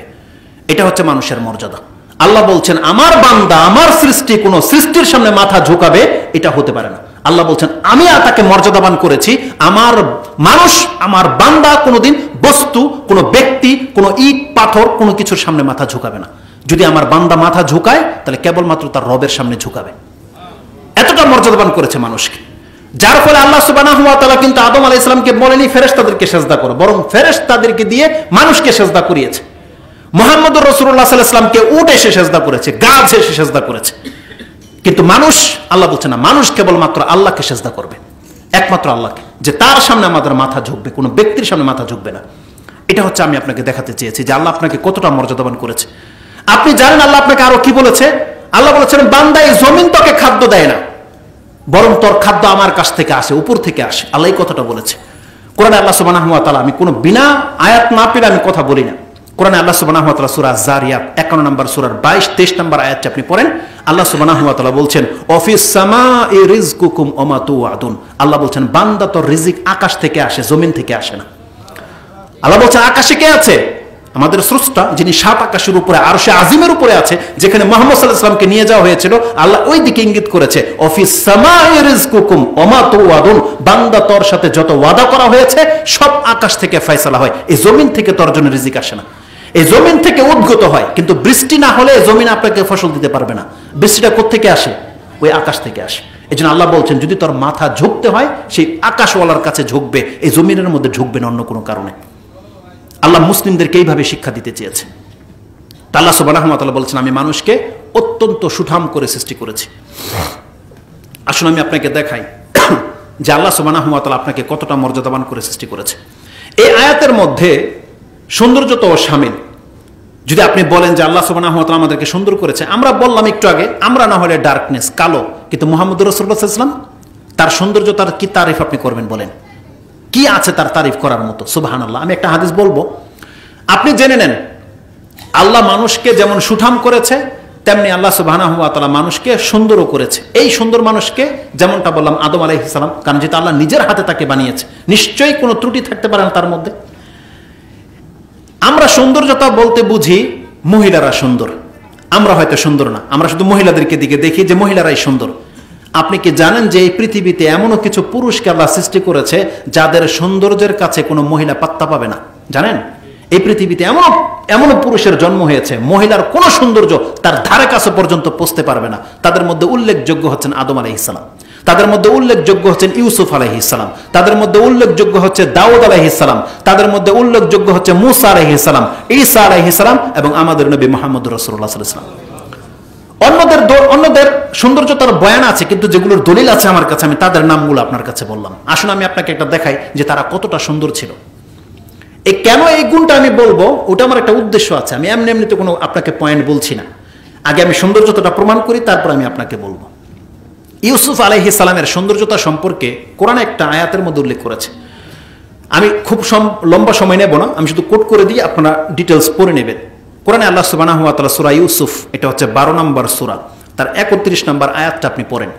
জুলাইখা যখন ইউসুফ আলাইহিস সালামের রূপ দেখে প্রায় পাগলের মতন হয়ে গেল, তখন সবাই তাকে লান্তন দিতে লাগলো যে একটা আজিজে মিশর, একটা কোষাধ্যক্ষের স্ত্রী হয়ে একটা গোলামের মহাব্বতে ঝুঁকে গেল, কি আছে ইউসুফের মধ্যে এমন? যখন তারা এরকমের ষড়যন্ত্র করলো, তখন ওই জুলাইখা, তার নামটা যেহেতু কোরআনে আসেনি, তাফসিরে রয়েছে, তিনি একদিন ইচ্ছা করলো যে ইউসুফের সৌন্দর্যতাটা ওদেরকে দেখানো উচিত, তাইলে ওরা বুঝবে যে আমি কেন এরকম করি। একদিন খাবার আয়োজন করেছে, ওই 31 নম্বর আয়াতে এটা আছে, ফালাম্মা সামিয়াত বিমাকরিহিন্না, আল্লাহ বলছেন যখন সে তাদের মক্কর চক্কর কথা শুনতে পেল, আরসালাত ইলাইহিন্না ওয়া আতাদাত মুত্তাকিয়ান, তাদের জন্য কি করা হলো, তাদেরকে আপ্যায়নের জন্য ডাকা হলো, খাদ্য খাওয়াবে এবং তাদের জন্য হেলান দিয়ে বসার ব্যবস্থা করলো। ওয়াতাত কুল্লা ওয়াহিদিম মিনহুন্না সিক্কিনা, এবং তাদের প্রত্যেকের হাতে একটা করে চাকু ধরিয়ে দিল যে তোমরা এটা নিয়ে ফল কাটে খাবে। যখন তাদের হাতে চাকু ছিল, তখন বলছে কালাত উখরুজি আলাইহিন্না, ইউসুফ তাদের সামনে বের হয়ে আসো। যখন ইউসুফ আলাইহিস সালামকে তারা দেখেছে, আকবার নাহু, তারা আল্লাহু আকবার বলে তার ভিতর থেকে আল্লাহু আকবার, কি দেখলো এটা? যখন ইউসুফ আলাইহিস সালামকে দেখার পরে বলছে ফা আকবার নাহু, তারা আল্লাহু আকবার ধ্বনি দিল এবং ওয়াকাত্তানা আইদিয়াহুন্না ওয়া ক্বালাত ওয়া কুলনা হাশা লিল্লাহ, আল্লাহ পবিত্র, তারা আল্লাহকে চিনতো। দেখেন, তারা বলছে হাশা লিল্লাহ মা হাযা বাশারান, এইটা তো কোনো মানুষ হতে পারে না। সেই মহিলারা প্রত্যেকে তাদের হাত কেটে ফেলেছে যে কি দেখেছে, বলছে মা হাযা বাশারা, এটা তো মানুষ হতে পারে না, ইন হাযা ইল্লা মালাকুন করিম, এটা একটা সম্মানিত ফেরেশতা। সে বলছে এটা ফেরেশতা ছাড়া কোনো মানুষ হতে পারে না, এত সুন্দর মানুষ হয় না কখনো। তারা তাদের জুমলাটা আল্লাহ এইভাবে কোরআনে নকল করেছে যে ইন হাযা ইল্লা মালাকুন করিম, এটা একটা সম্মানিত ফেরেশতা। কতটা সুন্দর হলে মানুষ এরকম এক্সপ্লেন করতে পারে আপনি বলেন? কতটা সুন্দর হলে? জানেন রাসূল সাল্লাল্লাহু আলাইহি ওয়াসাল্লাম কি বলেছে ইউসুফ আলাইহিস সালামের সৌন্দর্যতা সম্পর্কে? দুইটা হাদিসে পাবেন আপনি, মুসনাদে আহমদে পাবেন। সেই হাদিসটা রয়েছে মুসনাদে আহমদের 25262, মানে 25,262। মনে রাখার জন্য আমি এভাবে মনে রেখেছি 25262 মুসনাদে আহমদে রয়েছে। আর ওই হাদিসটা যদি আপনি মুসলিমে খুঁজেন, ইমাম মুসলিম 5 ওয়াক্ত সালাত যে ফরজ হয়েছে, ইমানের অধ্যায় ইমাম মুসলিম প্রথম অধ্যায়ের 300 নম্বর হাদিসে এটাকে পেশ করেছে। আপনার অ্যাপসের 300 নম্বরে পাবেন, ইমাম মুসলিম কোট করেছে। আনাস রাদিয়াল্লাহু তাআলা তার বর্ণনাকারী, লম্বা হাদিস, তার মিডলে এই টুকরাটা রয়েছে। রাসূল সাল্লাল্লাহু আলাইহি ওয়াসাল্লাম বলছেন, যখন বোরাক নিয়ে আসা হলো, তারপর আমি আকাশে গেলাম, প্রথম আকাশ, দ্বিতীয় আকাশ, তৃতীয় আকাশে গিয়ে আমি ইউসুফ আলাইহিস সালামের সাথে সাক্ষাৎ হয়েছে। ফাইজা আনা বি ইউসুফ, আমার ইউসুফের সাথে যখন সাক্ষাৎ হয়েছে আলাইহিস সালাতু ওয়াস সালাম, ইজা কাদ উতিয়া ইউসুফ আলাইহিস সালাতু ওয়াস সালাম শাতরুল হুসন। রাসূল সাল্লাল্লাহু আলাইহি বলছেন, আমি যখন ইউসুফকে দেখলাম, সুবহানাল্লাহ, তিনি বলছেন আল্লাহ ইউসুফকে পুরো পৃথিবীর যত সৌন্দর্যতা আছে তার অর্ধেকটা দিয়ে আল্লাহ ইউসুফকে বানিয়েছে। এমনি তারা বলেনি মালাকুন করিম, এটা মুসলিমের হাদিস বলছে, রাসূল বলেছে যে শাতরুল হুসন, সৌন্দর্যতার অর্ধেক তাকে দেওয়া হয়েছে। এর একাধিক ব্যাখ্যা করা হয়েছে। একটা ব্যাখ্যাতে এটা বলা হয়েছে যে আদম আলাইহিস সালামকে আল্লাহ যত সুন্দর করে বানিয়েছে ওই সৌন্দর্যটাই তার সন্তানরা পেয়েছে। তো আদম আলাইহিস সালামকে আল্লাহ যত সুন্দর করে বানিয়েছে তার পুরো অর্ধেক সৌন্দর্যটা আল্লাহ শুধু একা ইউসুফকে দান করেছে, এতটা সুন্দর করে বানিয়েছে। আরেকটা বর্ণনায় বলা হয়েছে এই পৃথিবী বানাতে যত সৌন্দর্যতা আল্লাহ ব্যবহার করেছে এই পুরো পৃথিবীর অর্ধেক সৌন্দর্যতা আল্লাহ একা ইউসুফ আলাইহিস সালামকে দান করে দিয়েছে। এবং রাসূল সাল্লাল্লাহু আলাইহি ওয়াসাল্লামের আরেকটা বর্ণনায় রয়েছে শুধু ইউসুফ আলাইহিস সালামকে একা অর্ধেকটা দেওয়া হয়নি, বরং তার মা সারা রাদিয়াল্লাহু তাআলা আনহাকেও আলাইহিস সালামকেও আল্লাহ অতটা অর্ধেকটা সৌন্দর্যতা দিয়েছে। ইউসুফ আলাইহিস সালামের মা কি নাম সারা ছিল? সারা ছিল না। কে ছিল? তার পরদাদি, মানে ইব্রাহিম আলাইহিস সালামের স্ত্রী হচ্ছে সারা। তার মানে ইব্রাহিম আলাইহিস সালামের স্ত্রী সারা এত সুন্দর ছিল যে সেই যুগের বাদশা পর্যন্ত তাকে হজব করে নিয়েছিল। ওই ঘটনা হয়তো আপনারা শুনেছেন তাফসিরে, হজব করে নিয়েছিল, কিন্তু আল্লাহর মেহেরবানিতে তাকে টাচ করতে পারেনি। আল্লাহ যে তার সতী বান্দীদেরকে যে হেফাজত করে, ইউসুফ আলাইহিস সালামের স্ত্রী এবং ধার্মিক পরিবারের এটা একটা উত্তম দৃষ্টান্ত। যখনই সে সারার দিকে হাত বাড়াইতে যেত ওর হাত জমে যেত। কারণ ইউসুফ আলাইহিস সালাম, ইব্রাহিম আলাইহিস সালাম সালাতে দাঁড়িয়ে দোয়া করছে, আর সেখানে তার ওই সারা আলাইহিস সালাম তিনি আল্লাহর কাছে বলছে, আল্লাহ আমি যদি হক হয়ে থাকি বা তোমার খলিল যদি হক হয়ে থাকে এই জন্য আমার গায়ে টাচ করতে না পারে। সুবহানাল্লাহ, একটা চরিত্রবান মহিলা কেমন হতে পারে, কিন্তু তার রূপ এমন ছিল সে বাদশা পর্যন্ত পাগল হয়ে গেছে। এমন ছিল ইব্রাহিম আলাইহিস সালামের স্ত্রী আমাদের মা সারা আলাইহিস সালাম। তো তার মতোই পেয়েছে, তার আকল, এই রূপ পেয়েছে ইউসুফ আলাইহিস সালাম। আলা কুল্লি হাল, আমি আমার মূল পয়েন্টে আসি। তাহলে এটা বললাম আমি কোথায় আছে, মুসনাদ আহমদে পাবেন 25,262 নম্বর হাদিস, এবং আপনি মুসলিমে পাবেন 300 নম্বর হাদিসে, একেবারে একদম দ্বার প্রান্তে ইমানের অধ্যায়ে রয়েছে হাদিস। দাউদ আলাইহিস সালামের সৌন্দর্যতা সম্পর্কে আপনি কি পাবেন, এর জন্য আপনি দুইটা হাদিস পড়বেন। তার মধ্যে একটা হচ্ছে ইমাম তিরমিজি কোট করেছে তাফসীরের অধ্যায়। আপনি ভাববেন না যে আমি গালগপ্প করে এখান থেকে চলে যাব, আমি প্রত্যেকটা নাম্বার আমার কাছে নোট পর্যন্ত আছে, আমি আপনাকে যেটা বলছি আপনি গিয়ে মিলিয়ে দেখবেন। ইমাম তিরমিজি তার তাফসীরের, এটা হচ্ছে 44 নম্বর 45 নম্বর পর্ব, ইমাম তিরমিজি 44 নম্বর পর্ব, কারণ 35 নম্বর পর্বটা হচ্ছে দোয়ার অধ্যায়। 44 নম্বর অধ্যায়ের সর্বশেষ পর্ব যেটা সূরা নাসের এই রয়েছে, সূরা নাসের যেই আপনার ব্যাখ্যা রয়েছে, তাফসীর রয়েছে, তার পরের অধ্যায়টিতেই তাফসীরের অধ্যায়ের সর্বশেষ হাদিসের আগের হাদিসটি। যদি আপনি নাম্বার জানতে চান তাহলে বাংলা অ্যাপসের মধ্যে আপনি পাবেন 3368 নম্বর হাদিস। হাদিসটাকে আবু হুরায়রা রাদিয়াল্লাহু তাআলা বর্ণনা করেছে। হাদিসটি একটু লম্বা রয়েছে, একটু মিডল থেকে আমি আপনাকে বলি। রাসূলুল্লাহ সাল্লাল্লাহু আলাইহি ওয়াসাল্লাম বলছেন, কালা রাসূলুল্লাহ সাল্লাল্লাহু আলাইহি ওয়াসাল্লাম লাম্মা খালাকাল্লাহু আদামা ওয়া নাফাখা ফীহি রূহ আতাসা ফাকাল আলহামদুলিল্লাহ ফাহামিদাল্লাহ বিইজনি। রাসূল সাল্লাল্লাহু আলাইহি বলছেন, যখন আল্লাহ সুবহানাহু ওয়া তাআলা আদম আলাইহিস সালামকে সৃষ্টি করলেন এবং তার মধ্যে রূহ ফুঁকে দিলেন, তখন তিনি হাঁচি দিলেন, আর হাঁচি দেওয়ার পরে বলছে আলহামদুলিল্লাহ ফাহামিদাল্লাহ বিইজনি, তিনি আল্লাহর ইচ্ছায় আল্লাহর প্রশংসা করেছিলেন। তার মানে আমরা এই হাদিস থেকে যেটা জানবো যে হাঁচি দিলে কি বলতে হয়? আলহামদুলিল্লাহ বলতে হয়। আপনারা আমল করেন? আর এটা কেমনে করেন? আস্তে করেন না জোরে বলেন? জোরে বলতে হবে, এটা জেনে নেন। আপনি যদি আল্লাহর প্রশংসা জোরে বলেন, যতজন শুনবে প্রত্যেকের উপরে ওয়াজিব হয়ে যাবে, সে আপনার জন্য দোয়া করতে হবে, বাধ্য। আমরা সবাই আপনার জন্য দোয়া করব, কিন্তু আপনি যদি আস্তে। হাদিসের মধ্যে শেষ দিকে রয়েছে, যখন এখানে সালামের ঘটনাও রয়েছে, তারপরে আল্লাহ সুবহানাহু ওয়া তাআলা আদম আলাইহিস সালামকে বলেন, ফাকাল আল্লাহু লাহু ওয়া ইয়াদাহু মাকবুদাতানে, আল্লাহর দুই হাতকে তিনি মুষ্টিবদ্ধ করে আদমের কাছে পেশ করেছে যে তুমি চুজ করো। আমরা যখন আমাদের বাচ্চা, আমি যেটা ইশারা করতে পারছি না এই জন্য, যেটা আল্লাহর হাত কেমন এটা আমি জানি না, তা আমার জন্য ইশারা করাটা ঠিক হবে না। আমরা যেমন বাচ্চাদেরকে বলি যদি তুমি বেছে নাও, পছন্দ করো কোনটা তোমার লাগবে, আল্লাহ সুবহানাহু ওয়া তাআলা আদমকে বলছেন তুমি বলো তো দেখি তুমি কোন পাঁচটা নেবা। ইখতার বাইনাহুমা শাইতা, তোমার যেটা ইচ্ছা তুমি সেটা গ্রহণ করো। এখানে হুবহু শব্দগুলো হাদিসের মধ্যে রয়েছে। তখন আদম আলাইহিস সালাম বলছেন, আখতারতু ইয়ামিনা রাব্বি, আমি আমার রবের ডান হাতটাকে পছন্দ করছি। ওয়া কিলতা ইয়াদাই রাব্বি ইয়ামিনুন মুবারাকুন, যদিও আমার প্রতিপালকের দুটা হাতই ডান, দুটাই হচ্ছে বরকতময়। আদম আলাইহিস সালাম বলছেন আমার হাত, আমার রবের দুটা হাতে বরকতময়, কিন্তু আমি তার ডান হাতটাকে চুজ করছি। ফাইজা হুয়া বাসাতা, যখন আল্লাহ সুবহানাহু ওয়া তাআলা সেই হাতটাকে খুলে দিলেন আদম আলাইহিস সালামের সামনে, ফাইজা ফিহা আদামু ওয়া যুররিয়াতাহু, আল্লাহ সুবহানাহু ওয়া তাআলা তার হাতের মধ্যে আমাদের কিয়ামত পর্যন্ত যত মানুষ জন্মাবে সমস্ত মানুষকে আদমের কাছে পেশ করে দিল, এভাবে খুলে দিল। তখন আদম আলাইহিস সালাম বলছেন, ইয়া রাব্বি মা হাউলাই, এরা কারা? বলছেন হাযা যুররিয়াতুকা, এটা তোমার সব তোমার সন্তান, যারা কিয়ামত পর্যন্ত জন্মাবে এগুলো সব হচ্ছে তোমার সন্তান। এটাকে বলা হয়েছে ওয়া কুল্লুন ওয়াইজা কুল্লু ইনসানিন মাকতুবুন উমরুহু বাইনা আইনাইহি, এবং প্রত্যেকের বয়স কত হবে এটা আমি তার কপালে লিখে দিলাম, লেখা আছে। ফাইজা ফিহিম, তখন আদম আলাইহিস সালাম দেখতে পেলেন আদওয়া মিনহুম আও মিন আদওয়াইহিম, এটা হচ্ছে আজকের টপিকসের বিষয়। আদম আলাইহিস সালাম তার সন্তানদের দিকে যখন তাকালেন তখন দেখলেন হাদিসের বর্ণনাটা এরকম, আও আদওয়াইহিম আও মিন আদওয়াইহিম, হয় সবচেয়ে উজ্জ্বল একজন ব্যক্তি অথবা উজ্জ্বল ব্যক্তিদের মধ্য থেকে একজনের দিকে তাকালেন। দুইটা অর্থ হতে পারে, কারণ সেখানে মুহাম্মদ সাল্লাল্লাহু আলাইহি ওয়াসাল্লাম ছিল, ঈসা ছিল, মুসা ছিল, অনেক নবীরা ছিল। তখন বলছে যে উজ্জ্বল ব্যক্তিদের মধ্য থেকে একজনের দিকে তিনি বেশি নজর পড়েছে, যে ইয়া রাব্বি মান হাযা, এটাকে বলছে হাযা ইবনুকা দাউদ, এটা তোমার ছেলে দাউদ। কতটা সুন্দর হলে এটা একটা চমকাচ্ছে যে তিনি বলছেন এটাকে, কতটা সুন্দর হলে। আমি জাস্ট এটা প্রমাণ করার জন্য এতটুকু হাদিস আমি আপনার কাছে বলেছি, এরপরে আমার আর যাওয়ার দরকার নেই। এই হাদিসটি আপনি তিরমিজিতে যেমনটা বললাম 3368 3368 নাম্বার আপনি পাবেন। তাহলে আদম আলাইহিস সালামের ছেলের মধ্যে দাউদ আলাইহিস সালাম কতটা উজ্জ্বল সুন্দর ছিল আপনি বুঝতে পারছেন।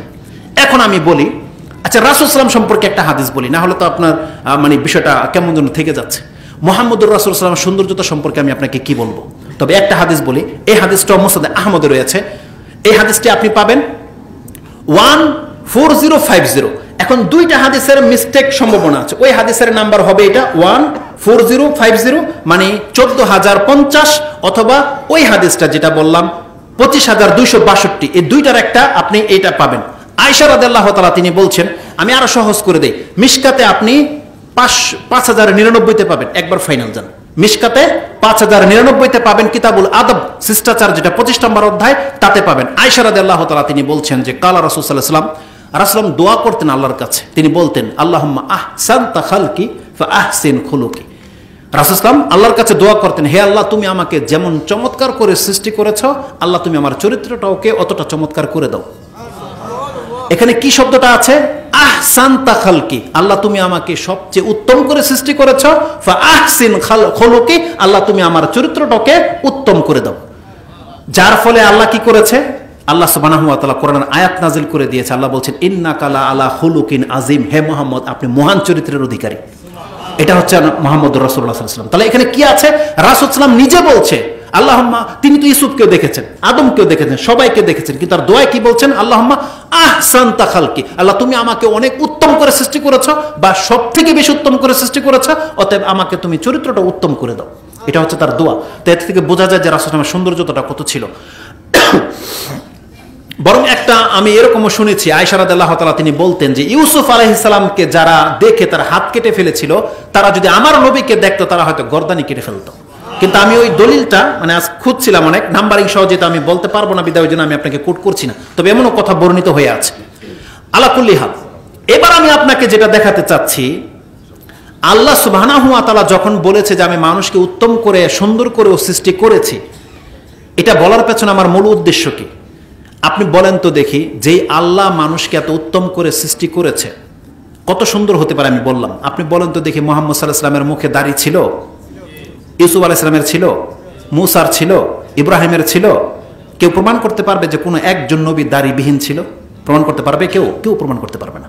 তাহলে যে আল্লাহ সুবহানাহু ওয়া তাআলা মানুষকে এতটা উত্তম, এতটা সুন্দর করে সৃষ্টি করে তাদের চেহারায় আল্লাহ দাড়ি রেখেছে, সেই আল্লাহর ইচ্ছাটাকে আপনার কাছে কেন পছন্দ হয় না? এটা আমি বলতে চাচ্ছি। আল্লাহ তো বলেছে বান্দা আমি তোমাকে অনেক সুন্দর করে সৃষ্টি করেছি। এই দাড়িগুলোকে আমাদের বানানো না আল্লাহ দিয়েছে? আমরা চাইলে এটাকে ঠেকিয়ে রাখতে পারবো? মহিলারা চাইলে বের করতে পারবে? পারবে না। তো যে আল্লাহ সুবহানাহু ওয়া তাআলা বলছেন, যে আল্লাহ ইচ্ছা করে তোমাকে এবং এত সুন্দর করে বানিয়ে আল্লাহ দাড়ি দিয়ে দিয়েছে, বান্দা তোমার আল্লাহর দেওয়াটা তোমার পছন্দ হয় না? আমি আপনাকে হুকুম লাগাবো না আপনি জাহান্নামী না কি জান্নাতে, আমি এগুলো কিছু বুঝতেছি না। আমি জাস্ট একটা লজিক আপনাকে দিলাম, যে আল্লাহ বলেছে বান্দা তোর চেহারাটাকে আমি আমার নিজের হাতে বানিয়েছি, যেমন আদম আলাইহিস সালামকে আল্লাহ নিজের হাতে বানিয়েছে, তা আল্লাহ তো দাড়ি দিয়েছে, এটা আল্লাহ পছন্দ করে দিয়েছে, আল্লাহ পছন্দ করে দেয়নি। হুয়াল্লাযী ইউসাউবিরুকুম ফিল আরহামি কাইফা ইয়াশা, কোরআনের দুইটা জায়গায় আছে, এটা আপনি পাবেন। আয়াতের প্রথম টুকরাটা হয়তো মিস্টেক হয়ে যাচ্ছে। আর হুয়াল্লাযী খালাকা, মানে আল্লাহ কি বলেছে সূরা আলী ইমরানের, কেউ স্মরণ করে দিতে পারবেন 5-6 নম্বর আয়াতটা?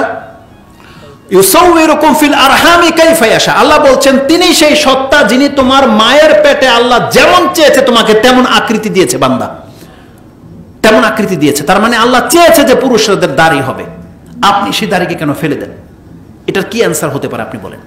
আল্লাহ সুবহানাহু ওয়া তাআলা বলছেন ইয়া আইয়ুহাল ইনসানু মা গাররাকা বিরাব্বিকাল কারীম, হে মানুষ তোকে তোর প্রতিপালক সেই দয়াময় আল্লাহ থেকে তোকে কে বিভ্রান্ত করেছে? আল্লাযী খালাকাকা ফাসাওয়াকা ফাআদালাক ফি আইয়ি সূরাতিন মা শাআ রাক্কাবাক, তিনি যেমন চেয়েছে তেমন তোমাকে আকৃতি দিয়েছে বান্দা, তোমার রব তোমাকে এমন আকৃতি দিয়েছে। সেই আল্লাহর দেয়া দাড়ি আপনার পছন্দ হয় না? আপনি কি মনে করেন আপনার সাথে তো আল্লাহর সাক্ষাৎ ঘটবে না? আপনি কি বলবেন আল্লাহর কাছে? কি জবাব প্রস্তুত করে রেখেছেন? এখানে সুন্নত ফরজ আমি কিছু বলছি না, জাস্ট আল্লাহ দিয়েছে, আপনি কেন রাখতে চাচ্ছেন না, এটা হচ্ছে বিষয়। যদি আপনি আল্লাহ এবং পরকালে বিশ্বাসী হন তাহলে আপনি তো সবচেয়ে বেশি ভালোবাসবেন আল্লাহকে, ভালোবাসবেন না? আচ্ছা ঠিক আছে ইনশাআল্লাহ। যেহেতু আমাদের প্রধান মেহমান চলে আসছে, আমি আর দুইটা শুধু দিক আপনাকে দেখাই শর্টলি। আল্লাহ আর কি বলেছে আমাদেরকে? যে আমাদেরকে শ্রবণ শক্তি দিয়েছে, দৃষ্টি শক্তি দিয়েছে। আপনি কি মনে করেন এই শ্রবণ শক্তি আর দৃষ্টি শক্তি এই নিয়ামত সম্পর্কে কি আল্লাহ এমনি আপনাকে ছেড়ে দেবে? আল্লাহ কেন দিয়েছে আপনাকে দৃষ্টি শক্তি আর শ্রবণ শক্তি? আল্লাহ তো পশু পাখি সৃষ্টি করেছে, আর আল্লাহ বলেছে আমি মানুষকে মর্যাদাবান করেছি শ্রবণ শক্তি দৃষ্টি শক্তি দিয়ে। আপনি হয়তো ভাষাটা বোঝেননি আল্লাহ কি বলেছে। আল্লাহ কিন্তু এ কথা বলেনি যে আমি তোমাকে মর্যাদাবান করেছি চোখ দিয়ে কান দিয়ে। আল্লাহ চোখ কানের কথা কিন্তু বলেনি। আল্লাহ চোখ কানের কথা বলেছে? আরে চোখ কান তো পশুরও আছে, আল্লাহ আপনাকে চোখ কানার কথা বলেনি, বলছে ও জাআলা লাকুমুস সামআ, সামআ মানে ওজন নয়, ওজন মানে হচ্ছে কান। আল্লাহ বলছেন সামআ, আমি তোমাকে শোনার ক্ষমতা দিয়েছি। জাআলা লাকুমুস সামআ ওয়াল আবসার, এবং তোমাকে আমি দেখার শক্তি দিয়েছি বান্দা। আপনি জানেন এই শ্রবণ শক্তি আর দেখার শক্তি এটা কত বড় ক্ষমতা? আল্লাহ সুবহানাহু ওয়া তাআলা কোরআনে সূরা নাহল, এটা হচ্ছে 16 নম্বর সূরা, তার 78 নম্বর আয়াতটা আপনি পড়েন। আল্লাহ সুবহানাহু ওয়া তাআলা সেখানে বলছেন হুয়াল্লাযী খালাকা লাকুম মা ফিল আরদি হুয়াল্লাযী আখরাজাকুম মিন বুতুনি উম্মাহাতিকুম লা তা'লামুনা শাইআ। এই আয়াতটা আপনি এখান থেকে নিয়ে যান।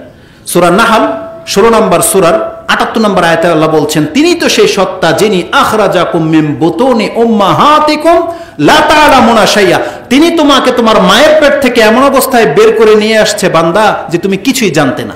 এটা আল্লাহ বলেছে, কিছুই জানতে না। তারপর আল্লাহ কি বলেছে? ওয়া জাআলা লাকুমুস সামআ ওয়াল আবসারা ওয়াল আফইদা, এই তিনটা গুণের কথা বলেছে। আর সেই আল্লাহ তুমি কিছুই জানতে না, কিন্তু আল্লাহ তোমাকে শ্রবণ শক্তি দিয়েছে, দৃষ্টি শক্তি দিয়েছে এবং একটা অন্তর দিয়েছে। তারপর আল্লাহ বলছেন জানেন কি বলেছে? আল্লাহ বলছে লাআল্লাকুম তাশকুরুন, যাতে তুমি আল্লাহর শুকরিয়া আদায় করতে পারো। এই তিনটা পয়েন্টের সাথে আপনার কি সম্পর্ক বলে? আল্লাহ প্রথম বলেছে তোমাকে এমন ভাবে বের করে নিয়ে আসা হয়েছে মায়ের পেট থেকে, তুমি কিছুই জানতে না, এটা আমাদের অজ্ঞতা, এটা আমাদের দুর্বলতা, তাই না? তারপর আল্লাহ সুবহানাহু ওয়া তাআলা বলেছেন আমি তোমাকে শ্রবণ শক্তি দিয়েছি, দৃষ্টি শক্তি দিয়েছি এবং এটা অন্তর দিয়েছি। তারপর এটা দেওয়ার পরে আল্লাহ বলছেন লাআল্লাকুম তাশকুরুন, যাতে তুমি শুকরিয়া আদায় করতে পারো, মানে শুকরগুজার বান্দা হতে পারো। তার মানে আল্লাহ বোঝাতে চাচ্ছে এগুলো সবচেয়ে বড় বড় নিয়ামত। জানেন এগুলো সবচেয়ে বড় বড় নিয়ামত। কেমন বড় নিয়ামত? আব্দুল ইবনে মাসউদ, যার তাফসীর সবচেয়ে বেশি আমাদের দেশে চর্চা করা হয়, মুসান্নাফ ইবনে আবি শাইবা, তিনি কোট করেছেন, এটাই বলেছিলাম 26132 নাম্বার, ওই নাম্বারটা প্রথম বলে ফেলেছিলাম। আব্দুল ইবনে মাসউদ রাদিয়াল্লাহু আনহু মুফাসসিরে কোরআন, যিনি প্রখ্যাত মুফাসসির, তিনি বলছেন ইন্নার রাজুলা লা ইউলাদু আলিমান, কোন ব্যক্তি মায়ের পেট থেকে আলেম হয়ে জন্মায় না। ওয়াইন্নামাল ইলমু বিত্তাআল্লুম, বরং আলেম হয়। এই আজকে বড় বড় যারা প্রধান শেখরা আসছে তারা আলেম কিভাবে হয়েছে? মায়ের পেট থেকে জন্ম হয়ে আলেম হয়েছে কিভাবে? আল্লাহ বলেছেন কি যে তুমি কিছুই জানতে না এমন অবস্থায় তোমাকে বের করে দিয়েছি বান্দা, কিন্তু তোমাকে আমি শ্রবণ শক্তি দিয়েছি, দৃষ্টি শক্তি দিয়েছি এবং অন্তর দিয়েছি। এই তিনটাকে কাজে লাগিয়ে আজকে তারা আলেম হয়েছে। আলেম হয়নি? এই শ্রবণ শক্তিকে কাজে লাগিয়ে আলেম হয়েছে, চোখে দৃষ্টি শক্তিকে কাজে লাগিয়ে আলেম হয়েছে, অন্তর দিয়ে ভেবে চিন্তা ভাবনা করে আলেম হয়েছে, তাই না? একটা পশু পারবে আলেম হতে? পশু পারবে না। পশুর চোখ আছে কিন্তু মানুষের মতো দেখার ক্ষমতা দেওয়া হয়নি। পশুর কান আছে কিন্তু মানুষের মতো ফিলিংস দেওয়া হয়নি। আল্লাহ বলছেন যাতে করে তুমি শুকরিয়া আদায় করতে পারো বান্দা, এগুলোকে কাজে লাগিয়ে তুমি আলেম হতে পারো। এরা তো আলেম হয়ে গেছে কিন্তু আপনি তো জাহেলে থেকে গেলেন। বলেন কেন? আপনিও তো সেই মানুষ, আপনাকে আল্লাহ দৃষ্টিশক্তি দিয়েছে, শ্রবণ শক্তি দিয়েছে, কিন্তু ওগুলোকে আপনি কাজে লাগান নোংরা জিনিস দেখে, গান বাজনা শুনে, আর তারা কাজে লাগিয়েছে কোরআন শুনে। পার্থক্যটা, ডিফারেন্সটা কোথায় আপনি দেখেন? আপনিও তো মুসলিম, জান্নাত তো আপনার জন্যেও, জান্নাত তো আমার জন্যেও। আমি জান্নাতে যাওয়ার জন্য প্রচেষ্টা করছি, তাহলে আপনি কোথায় যাওয়ার জন্য প্রচেষ্টা করছেন আপনি বলেন? আল্লাহ সুবহানাহু ওয়া তাআলা বলছেন লাআল্লাকুম তাশকুরুন, যাতে করে তুমি শুকরিয়া আদায় করতে পারো। কিন্তু আপনি কোথায় শুকরিয়া আদায় করছেন এই শ্রবণ শক্তির, যেখানে সারাক্ষণ আপনি কানে হেডফোন লাগিয়ে দিয়ে গান শুনছেন? আপনি কোথায় শুকরিয়া আদায় করেছেন আপনার দৃষ্টিশক্তির, যে কোরআনকে আপনি দেখে দেখে পড়তে পারতেন, সেই কোরআন না দেখে আপনি যা ইচ্ছা তাই করে বেড়াচ্ছেন? আল্লাহ সুবহানাহু ওয়া তাআলা বলছেন যেমন এগুলো তোমার নেয়ামত বান্দা, এগুলো প্রত্যেকটা কাল কিয়ামতের দিন তোমার বিপক্ষে সাক্ষী হয়ে দাঁড়াবে। এমনিতে আল্লাহ সুবহানাহু ওয়া তাআলা ছেড়ে দেবে না। যেহেতু আমাকে রিকোয়েস্ট করা হয়েছে, আমাদের প্রধান মেহমান চলে এসেছে, আমার ভাষাতে যদি কোনো রকমের ত্রুটি থাকে এটা আমি আল্লাহর কাছে ক্ষমা চেয়ে নিচ্ছি, এবং আপনাদের কাছেও আমি চেষ্টা করেছি যে কিছু একটা মেসেজ আপনাকে বুঝাতে। সেটা কি আমি আবারও আপনাকে বলি, দেখেন আল্লাহ আপনাকে অনেক বেশি সম্মানিত করেছে, আল্লাহ আপনাকে লাঞ্ছিত করার জন্য সৃষ্টি করেনি। আল্লাহ প্রত্যেকটা বান্দাকে ভালোবাসে। আপনার জীবনের যে কোনো পাপ থাকে আপনি আল্লাহকে বলেন, আল্লাহ বলছে আমি ক্ষমা করে দেব। এটা আল্লাহ ওয়াদা করেছে। আপনি আল্লাহর বান্দা হন এবং আল্লাহর দিকে আপনাকে ফিরে যেতে হবে, ওই মুখে আমাদেরকে কাজ করতে হবে। আকুলু লিকাউলি হাযা আস্তাগফিরুল্লাহ লি ওয়া লাকুম ওয়া লিসাইরিল মুসলিমিন ফাস্তাগফিরু।